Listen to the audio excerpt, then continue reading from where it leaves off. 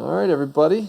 Welcome to turn 49. This is the final turn of this campaign. It's my Age of Wonders 3 Draconian Necromancer strategy series. Again, playing on normal defender strength since I have won this turn. So Merlin surrendered to me. So let's look at this. So yeah, when the turn was turning over, surrender. Yeah, so we saw that battle last turn, right? And so yeah, as the turn turned over, Merlin surrendered, and I have not yet accepted that surrender, but as soon as I do, it will be game over. So I'm going to talk about what happened prior to then. So Age of Death finished this turn. A bunch of items arrived. I'll go through the items. Migration, plundered and destroyed, raised. Alliance, plundered. So a lot, I've just been going through cities pretty quickly, so a lot of them are coming to fruition. So, because he surrendered, I haven't had to do any battles or anything, still have movement on my troops, because I don't have to go anywhere, because I don't have to capture any of this, because he saw the writing was on the wall. Don't have to capture any of this. So, again, since some of you may have kind of skipped ahead from earlier ones and haven't watched all the videos, this is going to be a longer episode because I'm going to recap a bunch of stuff. I'm going to talk about starting position, general strategy, where my heroes ended in terms of items and abilities, all that sort of stuff. Empire over time. So, my capital started here. I went up this way and cleared this, sent a guy underground, one of my Necros underground, and my other guy went up here. And then I basically sent a force this way. I sent a force this way. I sent underground forces. I sent one stack basically this way, one stack basically this way, and with some Deathbringer help, I generated additional stacks with no heroes, and they went various ways, but it was basically south this way, west this way. I bounced up and down through some cave entrances, but took this, sent a force this way, looping this way, sent a force down, and was going to start heading left, and then these guys were planning to head this way. This guy who started going down this way finally got down here, taking his slow-ass time.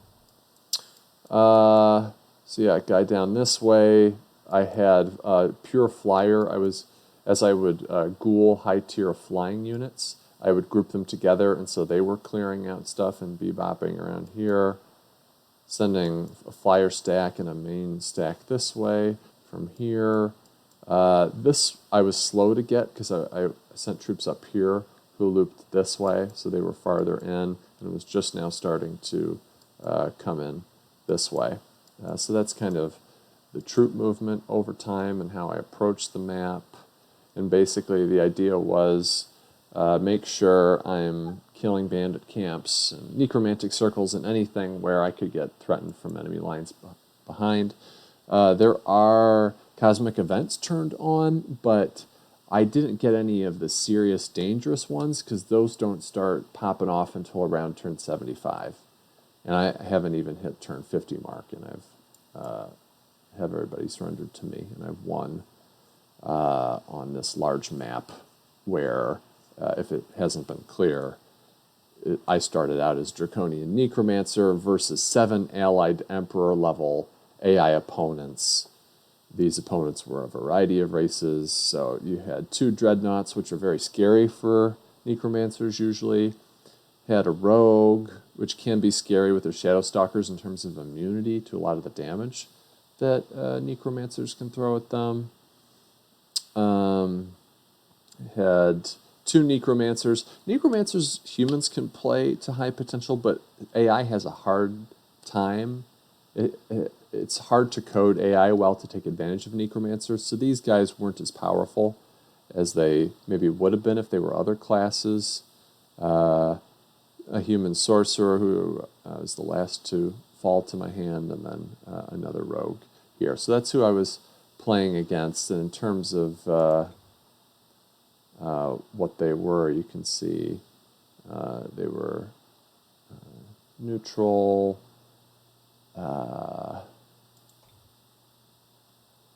Oh yeah, and take note of their specializations as well.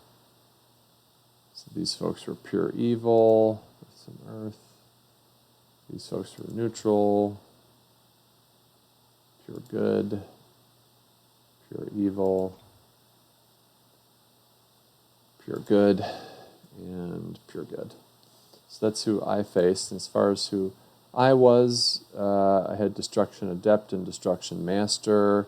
I have a written Steam guide for Age of Wonders 3 on how to beat 7 allied Emperor AI opponents before turn 75 as Draconian Necromancer, and I talk about all the aspects of the strategy exhaustively, including why these specializations.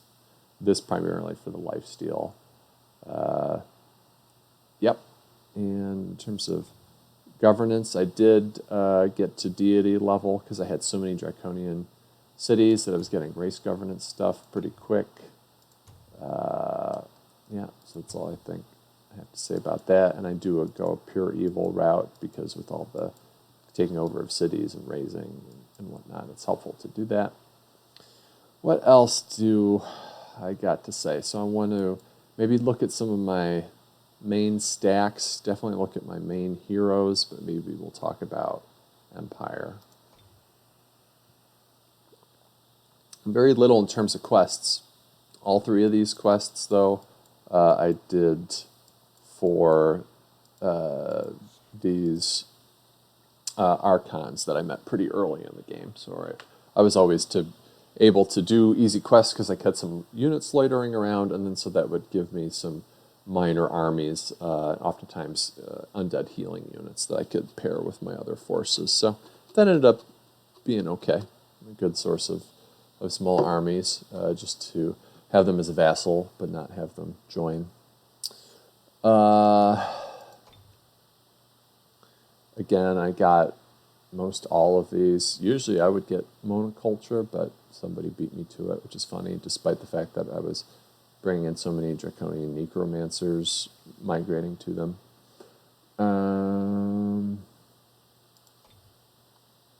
Yep. All-knowing. Usually if the game would have gone a little bit longer, so C71 out of 77, I was pretty close to getting all-knowing. Not that it really tends to matter that much.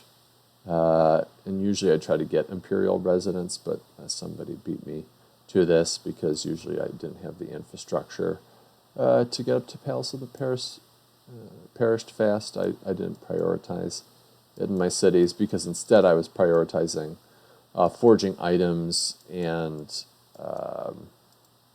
pumping out a few reanimators early on from my headquarters.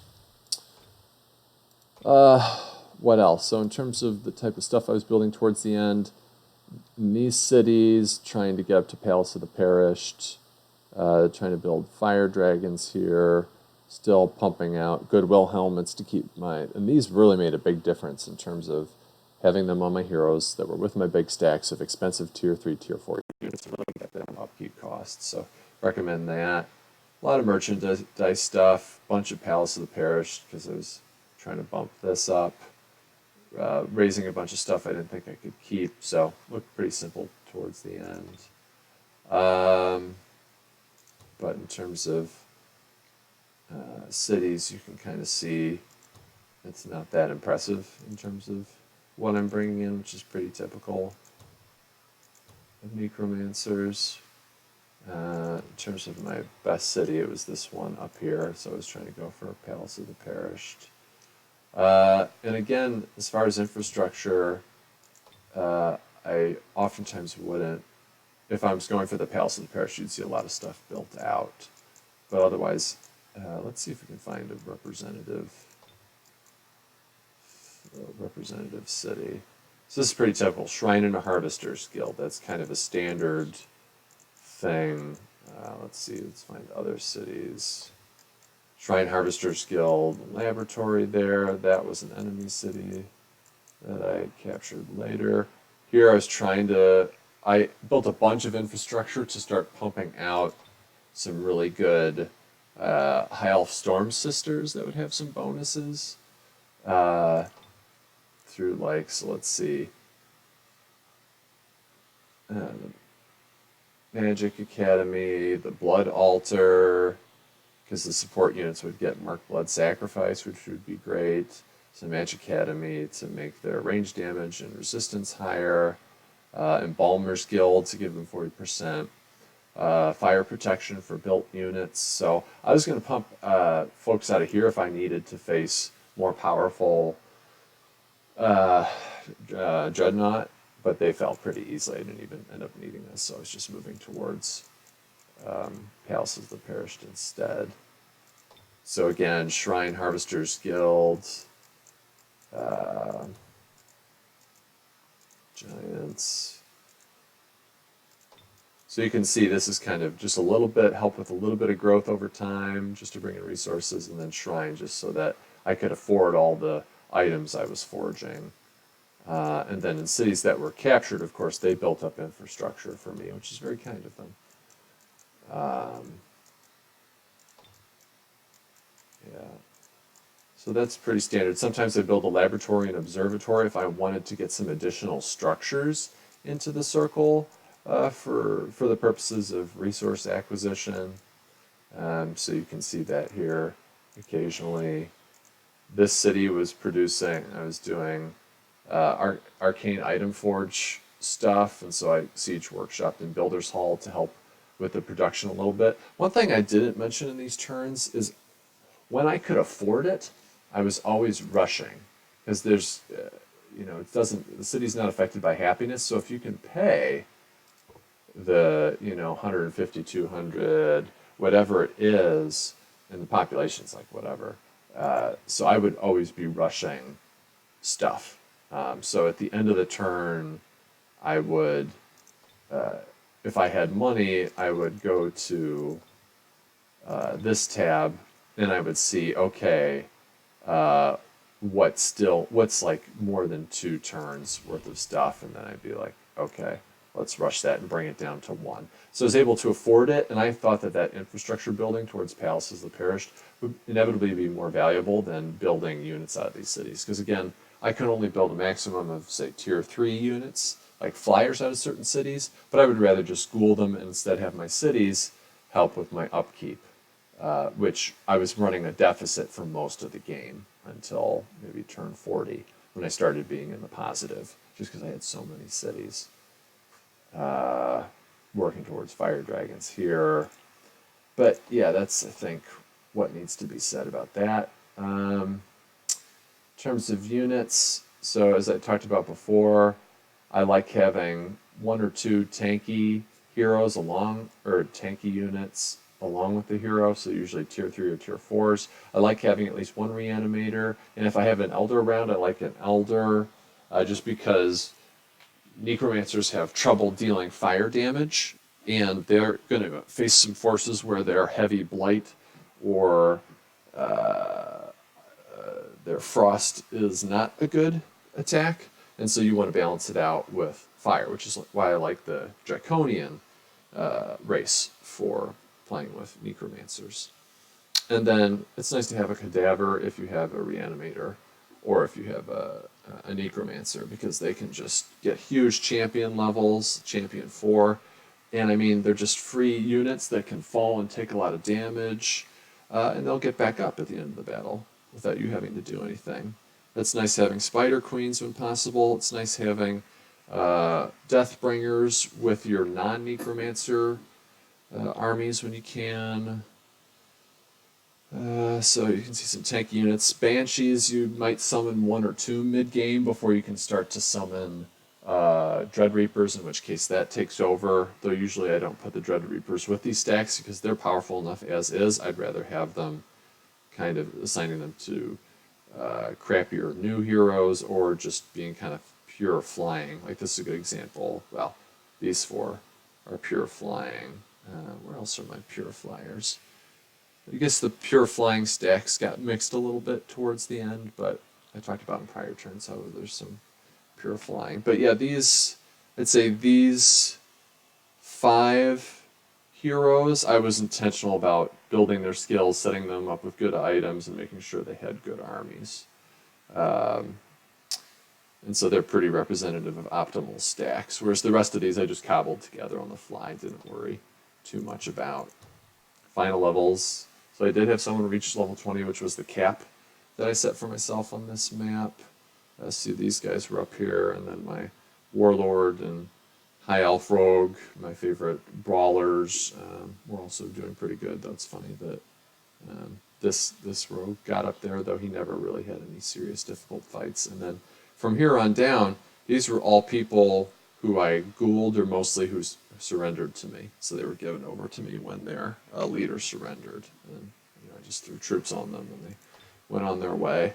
1, 2, 3, 4, 5, 6. So I had 6 Dread Reapers going, and oftentimes they were oftentimes gold tier units because that's a priority for them.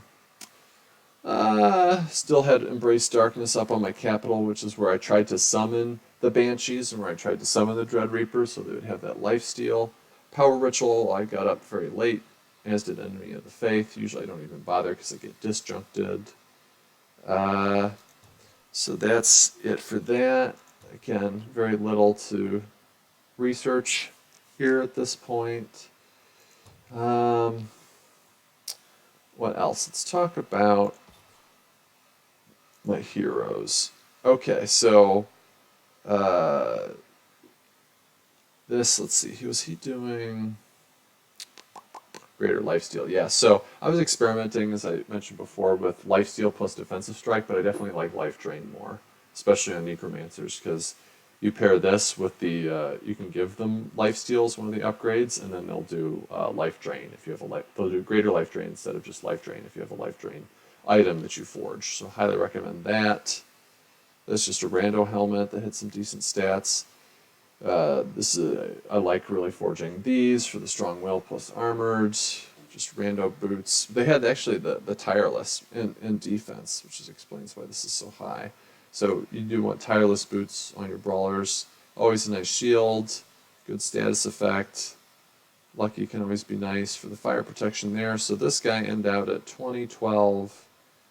And check my guide for what abilities I take and which I don't, so you can kind of see. Yeah, it's not super informative, but you can see the prices of the things towards the end. Undying, yep. Don't use Necromantic Aura that much, so I prioritize it for later.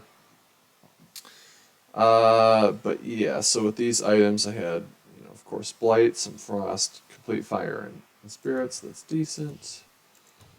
Oh, wait. I gotta keep it up here.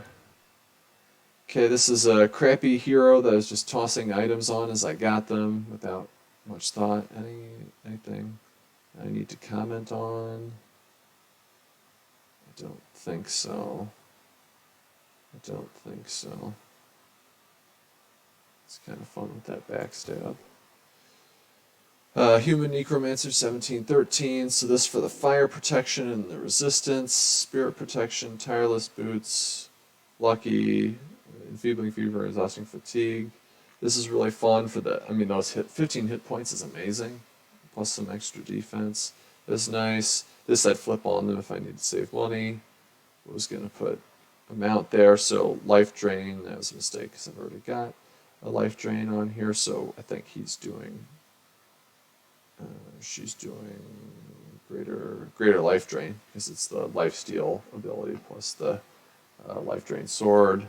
So that's pretty nice, and they came out to 140, 40, and 100, so decent. This is my favorite hero of this game for sure. Items haven't changed much, so shock protection completed out my shock protection. So between this amazing chest piece of 60% across everything, um, this with the boots gave me the shock protection. This life drain plus the life steal on the vampire mount meant that this beefy warlord, he's got the war cry, sun spear from this was fun, webbing touch. So he had greater life drain, 9 to 12. So if you're brawling with this defense and getting greater life drain, I mean, amazing. So lots of defense, additional hit points and res. This is amazing. 40% physical protections. I haven't had this item yet, and that is, I mean, just look at this. So I lost out on the fire protection, so I had to rejigger some stuff. So if I wanted to switch in like a fire wyvern or something, then I'd bring this up from 60 to 100%, but then I'd have to not have the life steal ability. So that's a trade-off. I could have also swapped out like the 5 hit points and 1 resistance for 40% fire protection on an accessory or something like that. So if I had jiggered it around a little bit more, I could have gotten 100 on this, but 100 on Spirit, 100 on Shock, which is difficult to get, 100 on Frost, of course on Blight, and then 60% because he's got the toughness upgrade from being a Warlord, plus this amazing Silver Aegis. So 40% or 60% physical protection is insane, plus you're going toe-to-toe with life drain and that much physical protection. It's nuts. It's nuts. Power Ritual adding to the amount, I mean, how much damage? So not crazy amounts of damage necessarily. Armored range, defense, martial arts, so retaliations, taking so little. First strike is really great, especially if you're just sitting on defense and letting them attack you and you're life stealing in between each hit. And tireless, so you can do it all day. There's the toughness for the army, armor piercing. Yeah, favorite guy. It was so fun to see this guy build up and just how extremely tanky he was. Nothing super interesting here. Just throw away units, throw away units, throw away. This is a fun sword with the Assassin Strike, Backstab, Severely Poison, 2+ attack channels. That's really nice. This Trident that I showed before was really cool. Good standard helmet. 3 channels of damage there. Seen all this before. So this is a second rogue that I was starting to build towards being pretty good. So 19 and 13. Fire protection is really great. 4+ defense. Defender is really nice to really increase defense when you're sitting on defense, especially if you pair it with the tireless boots. Heal, the resurgence, the fire protection. Could have had this on, but I wanted the tireless more to pair it with the life drain. So Blight, Frost, Fire, Spirit. So pretty respectable as things go. And the total awareness, of course, from the rogue is really nice. Projectile resistance to keep down range damage. They got that life drain. It wasn't a greater life drain because I don't have any sort of life steal thing to add to the life drain to make a greater life drain. Divine Vengeance is really fun from this staff. Yeah,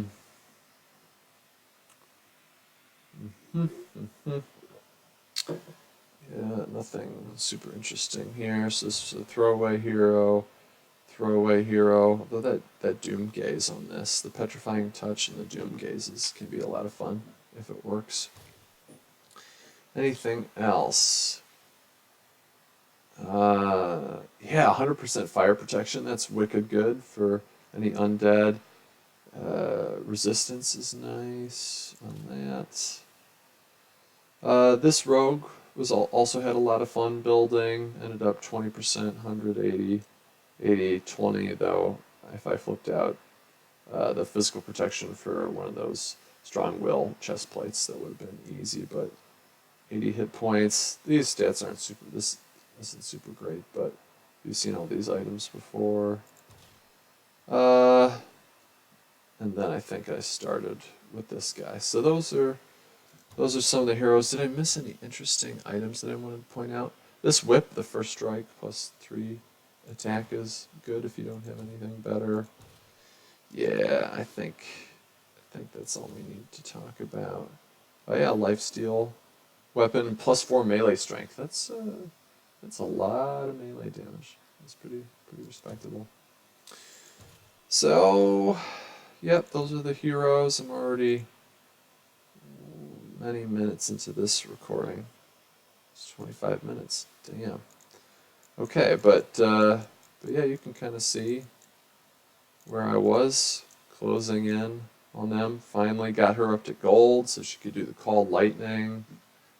These beefy guys, 165. Life is amazing. Just crazy. Deathbringer to ghoul units. Vampire Spider Queen to lock him down. The High Elf Storm Sister to stun. Just really nice.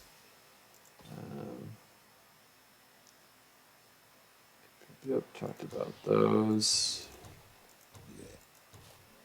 Anything else in terms of units that I want to show off?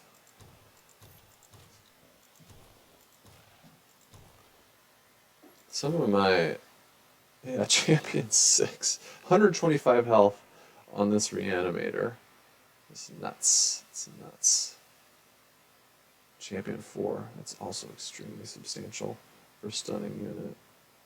I wonder if I have a champion. Yeah, Champion 6 on this. Look at that. 107 health. It's crazy. Crazy. Gotta love those King Shock Serpents, of course. Champion 4 on this guy. 150 health. Really nice. Anything else of note?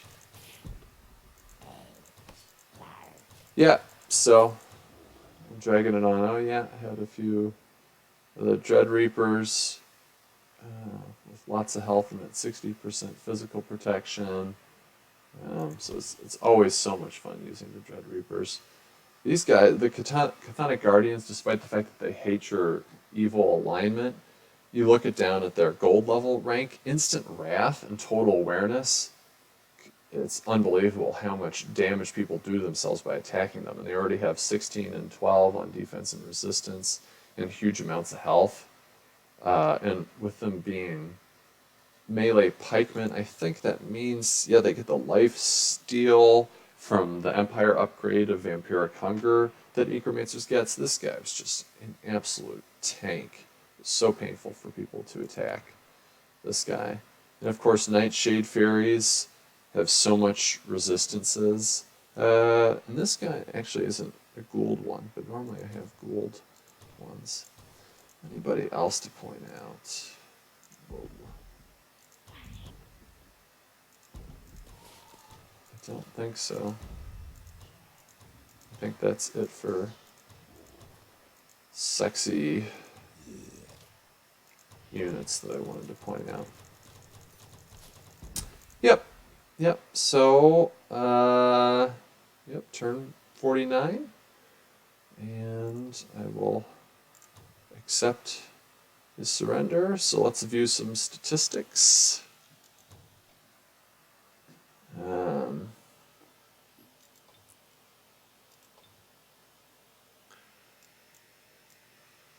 So I really started to take off around turn 27. So knowledge, clearly we're outpacing them.